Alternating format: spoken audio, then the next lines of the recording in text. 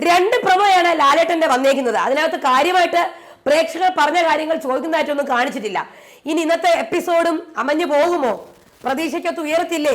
ഇവരെ കളിപ്പിക്കാൻ വേണ്ടിയിട്ട് എന്തെങ്കിലുമുള്ള സംഭവങ്ങൾ ബിഗ് ബോസ് നടത്തുമോ? കണ്ടറിയാം. അപ്പൊ രണ്ട് പ്രൊമോകളെ കുറിച്ച് പറയാം. എല്ലാവർക്കും നമസ്കാരം. ഞാൻ നിങ്ങളുടെ സ്വന്തം രേവതി. വീഡിയോ ആദ്യമായിട്ട് ചാനൽ സബ്സ്ക്രൈബ് ചെയ്യണം, ലൈക്ക് ചെയ്യണം, കമന്റ് ചെയ്യണം. ഇവിടെ ബിഗ് ബോസിനകത്ത് ഒരു ഗെയിം നടക്കുന്നില്ല. ഗെയിം മൊത്തം ബിഗ് ബോസിന്റെ പുറത്താണ് നടക്കുന്നത്. ആദ്യമായിട്ടാണ് പുറത്ത് കിടക്കുന്ന കോൺട്രവേഴ്സി അകത്ത് കിടക്കുന്ന ഗെയിമിനെ കാട്ടിയും ചർച്ചാ വിഷയമായിക്കൊണ്ടിരിക്കുന്നത്.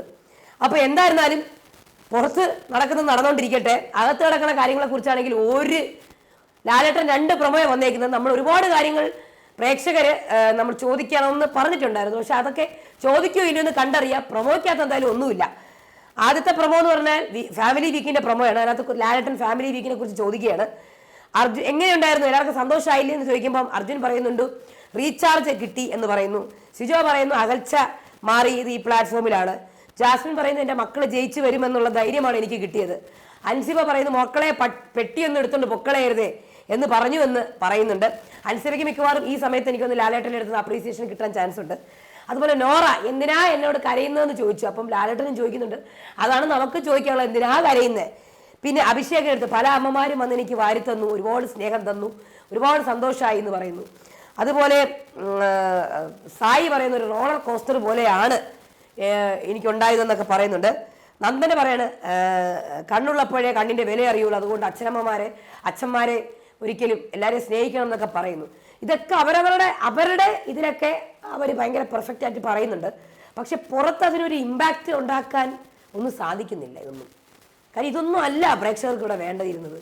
2-2.5 മാസം കഴിഞ്ഞ് ഇനിയിപ്പോൾ കുറച്ച് ആഴ്ചകൾ മാത്രമേ ബാക്കിയുള്ളൂ. അപ്പം നമുക്കിനി ഇതൊന്നും അല്ല വേണ്ടത്. ഇതൊക്കെ കഴിഞ്ഞു ഇതിൻ്റെ സമയമൊക്കെ. നമുക്കിനി വേണ്ടത് 80ാമത്തെ ദിവസത്തെ തീയാണ്. അത് 80 ദിവസമൊക്കെ ബിഗ് ബോസിൽ എല്ലാ സീസണും തീയായി. ഒന്നെങ്കിൽ ആരെങ്കിലുമൊക്കെ പുറത്താക്കും. ഇവിടെ ആരും ഒന്നും കളിക്കുന്നില്ല. എല്ലാവരും സ്റ്റക്കായി നിൽക്കുകയാണ്. ജിൻഡോ ആണെങ്കിലും സ്റ്റക്കായി നിൽക്കുകയാണ്. ജിൻഡോ കൂടുതൽ നെഗറ്റീവ് കളിച്ചിട്ട് നെഗറ്റീവ് അടിക്കാൻ നോക്കുന്നില്ല. ജാസ്മിൻ്റെയും ജിൻഡോയും എതിരായിട്ട് ആരും കളിക്കാൻ നിൽക്കുന്നില്ല.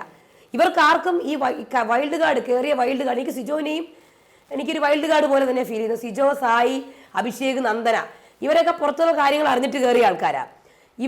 ഇവരിൽ നിന്ന് മറ്റ് വീട്ടുകാർ അറിഞ്ഞിട്ടുണ്ട് ജാസ്മിനും ജിൻഡോയിനെയും കുറച്ച് ലീഡ് അവർക്കുണ്ട്. ബിഗ് ബോസ് വീട്ടിൽ പ്രേക്ഷകരുടെ മുന്നിൽ അവർക്ക് കുറച്ച് ഫാൻ ബേസ് ഉള്ള കാര്യം അറിഞ്ഞിട്ടുണ്ട്. അതുകൊണ്ട് ഇങ്ങനെ ജിൻഡോനെ ജാസ്മിനെ ഇവരാരും തൊടൂല.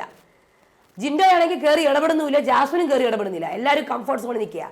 പിന്നെ ഈ കയറിയ ആൾക്കാർക്കും സായിക്കും അഭിഷേകിനും സിജോയ്ക്കും ഒന്നും ഇവരുടെ പൊസിഷൻ പോലും അറിയത്തില്ല. പഴയ കണ്ടസ്റ്റൻസ് അൻസിബ, നോറ അവരൊക്കെ അവിടെ സ്റ്റക്കായി നിൽക്കുകയാണ്. അവർ പക്ഷെ കളിക്കുന്നുണ്ട്. അവർ ഈ വൈൽഡ് കാർഡ് കയറിയെക്കാട്ടി അവരൊരു സിഗ്നേച്ചർ വെച്ചിട്ടുണ്ട് ഇതിനകത്ത്. ഈ ഗെയിമിൽ നോറയാണെങ്കിലും ശരി, അൻസിബയാണെങ്കിലും ഋഷിയാണെങ്കിലും എല്ലാവരും ഒരു സിഗ്നേച്ചർ വെച്ചിട്ടുണ്ട്. പകുതി വെച്ച് കണ്ടു കയറിയ ആൾക്കാർക്ക് കളിക്കുന്നുണ്ട് അവർ. പക്ഷെ അവർ ധൈര്യത്തോടെ ജിൻഡോയ്ക്കെതിരെയും ജാസ്മിനെതിരെ നിൽക്കാനുള്ള ഒരിതില്ല. അതുകൊണ്ടാണ് കളിയൊന്നും ഇല്ലാത്തത്. ഗെയിമില്ല, അങ്ങോട്ടും ഇങ്ങോട്ടും ആരും നിൽക്കുന്നില്ല. ജിൻഡോയ്ക്കും ജാസ്മിനും ആണെങ്കിൽ ഇവർ തമ്മിലല്ലാണ്ട് വേറെ ഒപ്പോണൻസ് ഇല്ല, വേറൊരു എതിരാളികളില്ല. കളിക്കാൻ തക്കതായിട്ടുള്ള ഗെയിമുകളും കൊടുക്കുന്നില്ല.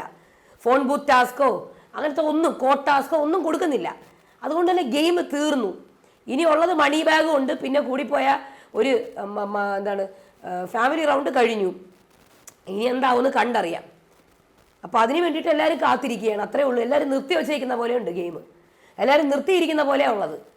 അതാണെങ്കിൽ പകുതിയും ഗെയിം പ്ലാനിങ് നടന്നുകൊണ്ടിരിക്കുക. പിന്നെ ഒരു അടുത്ത പ്രൊമോ വന്നത് ഒരു ഫൺ ഗെയിമാണ്. മറ്റേ ഫിലിമിൻ്റെ പേര് പറഞ്ഞിട്ട് അത് ആക്ട് ചെയ്ത് കാണിച്ചു കൊടുക്കുന്നത്. അതൊക്കെ എന്തോന്നിരിക്കും, ഈ തീയായിട്ട് നിന്ന സീസണല്ലേ ഇത്. അപ്പോൾ ഇത് രണ്ടേ ഉള്ളൂ. ഇനി അടുത്ത പ്രൊമോയ്ക്ക് വേണ്ടി വെയിറ്റ് ചെയ്യാം. ഞാൻ എന്തായാലും കുറച്ച് ബിസി ആയിരുന്നു. എനിക്ക് 2 ദിവസമേ കിട്ടിയിട്ടുള്ളൂ. മോക്ക് അഡ്മിഷൻ്റെ കാര്യവും അതേപോലെ തന്നെ സ്കൂളിൽ സാധനങ്ങളൊക്കെ മേടിക്കണ്ടേ കുഞ്ഞിന്. അപ്പോൾ അതിനൊക്കെ പോയിട്ടുണ്ടായിരുന്നു. എനിക്ക് ഈ 2 ദിവസം ലൈവ് ഇല്ലാതെ ഉള്ളൂ. അതുകൊണ്ടാണ് ഞാൻ പോയത്. ഇനി അങ്ങോട്ട് ലൈവല്ലേ ഉള്ളൂ. അപ്പോൾ നമുക്ക് നോക്കാം എന്തായാലും. അപ്പോൾ അതാണ് വീഡിയോ ഇടാതിരുന്നത്. അപ്പോൾ ഈ 2 നോക്കുമ്പോഴത്തേക്ക് വന്നിട്ട് നോക്കുമ്പോൾ ഈ 2 പ്രൊമോയേ ഉള്ളൂ. ഞാൻ വിചാരിച്ചു എന്തെങ്കിലുമൊക്കെ ഉണ്ടാവുമെന്ന്. ഇനി പ്രൊമോ ഇല്ലാത്ത വല്ലത് എപ്പിസോഡിലുണ്ടെങ്കിൽ ഞാൻ അപ്പം പറയാം. ഓക്കെ, അപ്പോൾ ഇന്നാലും എവിക്ഷൻ ഉണ്ടാവും.